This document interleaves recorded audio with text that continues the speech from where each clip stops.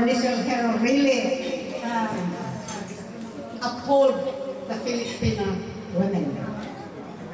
And our national hero's most important legacy to the Filipino young women are, first, the collection of progressive and modern ideas on the education and training of girls, and on his views concerning the duties and responsibilities of the Filipino young maiden, wife, and mother.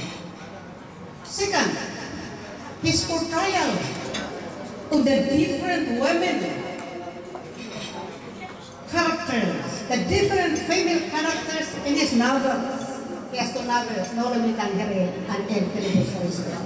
And if you have read those novels, you can say that Maria Clara, this is the mother who had two sons, Basilio and Crispin, and the mother was she was getting mad because of all those those are the dark time in the Spanish time.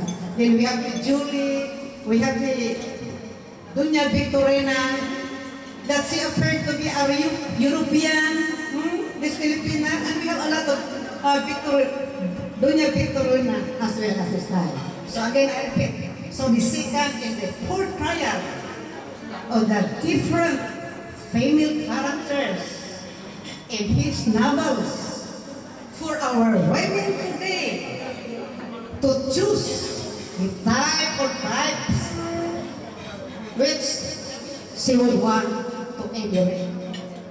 And the third is his own exemplary and stainless life, which serves as model to young Filipino mothers in rearing their sons to make our nation truly great. Those are the three important educational legacies of the young Filipino woman. Is it nice, right? Great, great. Now, we are proud and happy that the woman of today,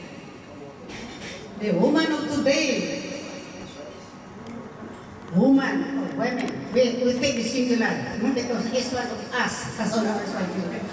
The woman of today is not the kind of woman which Rizal had portrayed in his long letters